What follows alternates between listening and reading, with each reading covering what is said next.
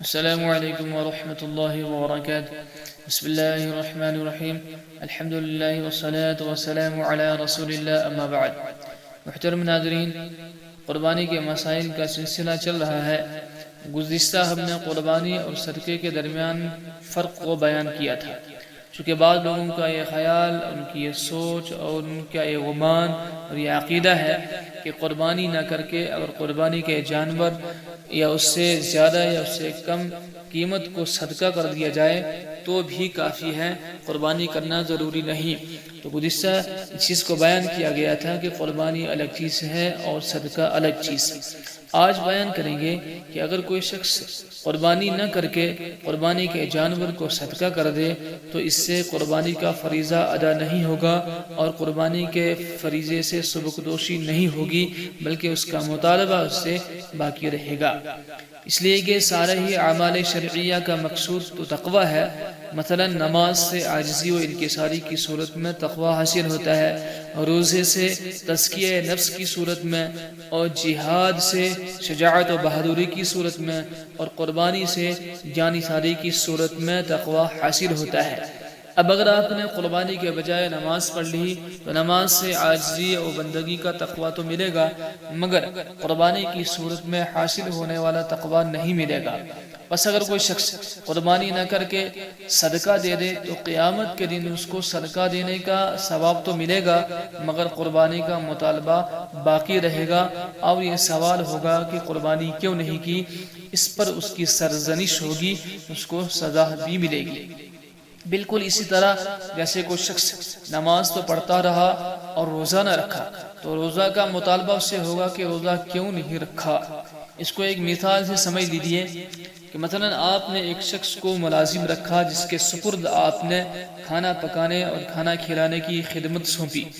اب اس نوکر نے یہ کیا کہ کھانا تو پکایا نہیں، مگر گھر کو صاف ستھرا کر کے آئینے کی طرح بنا دیا، ہر چیز قرینے سے رکھ دی، جھاڑو بھی دی، فرش بھی دھویا، جالے بھی صاف کیے، اور جب آپ گھر میں پہنچے تو دیکھا کہ ملازم نے گھر کو بہت صاف ستھرا کر کے آئینے کی طرح بنا دیا ہے، تو یقیناً آپ خوش ہوں گے اور بہت خوش ہوں گے۔ مگر جب ہی آپ کو کھانے کے وقت معلوم ہوگا کہ اس نے کھانا نہیں پکایا تو یقیناً آپ اس سے باز پرس کریں گے کہ تو نے کھانا کیوں نہیں پکایا۔ تو ملازم یہ جواب دے گا کہ صاحب گھر تو صاف کر دیا، اب کھانے کا کیسا مطالبہ؟ تو ظاہر ہے کہ اس سے یہی کہا جائے گا کہ یہاں جو کام تیرے سپرد کیا گیا تھا وہ تو نے کیا نہیں، اور ایک ایسا کام کیا جو فی الجملہ اگرچہ اچھا ہے مگر تیرے سپرد نہیں کیا گیا تھا، وہ تیری ذمہ داری میں نہیں تھا، اس لیے یہ کام تجھ کو کھانا پکانے کے بعد ہی کرنا چاہیے تھا۔ اسی طرح صدقات و خیرات تو عبادات نافلہ ہیں اور قربانی واجب ہے، تو صدقہ دینے سے اس کا مطالبہ کس طرح ختم ہو سکتا ہے، بلکہ یہ مطالبہ باقی رہے گا۔ حاصل یہ کہ جو صورت آپ اختیار کریں گے اس کی روح اس میں ڈالی جائے گی۔ جیسے ایک انسان کی روح ہے، انسان کی صورت میں انسان کی روح ہوگی اور حیوان کی صورت میں حیوان کی روح، پھر قربانی کی روح صدقے میں کیسے آ سکتی ہے؟ اس لیے قیامت میں ہر ایک عمل کی مختلف صورتیں ہوں گی۔ مثلا جو شخص مسجد بناتا ہے اس کو جنت میں مکان ملے گا، اور روزے دار کے لیے قیامت کے دن دسترخوان بچھایا جائے گا۔ اسی طرح قربانی کے متعلق ارشاد نبوی ہے کہ قیامت کے دن قربانی کا جانور اپنے سینگوں، بالوں اور کھالوں کے ساتھ زندہ موجود ہوگا، تو یہ صورت صدقے سے کیسے حاصل ہو سکتی ہے؟ حدیث شریف میں محترم ناظرین ان اجزاء کو ذکر کیا گیا ہے جن اجزاء کو ہم بیکار سمجھ کر پھینک دیتے ہیں، مطلب سینگوں کو، بالوں کو، کھالوں کو۔ تو جب ان ردی اجزاء پہ بھی ثواب دیا جائے گا تو جو شے اصل ہے، اصلی چیز یعنی گوشت ہے، تو اس پر ثواب کیوں نہیں ملے گا؟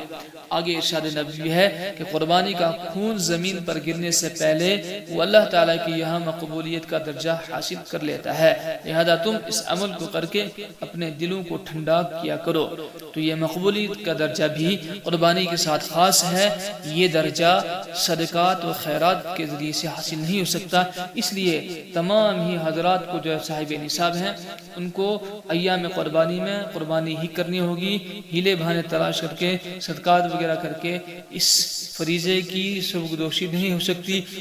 اس کی ذمہ داری ادا نہیں ہو سکتی، لہذا تمام حضرات کو قربانی کرنا بے حد ضروری ہے۔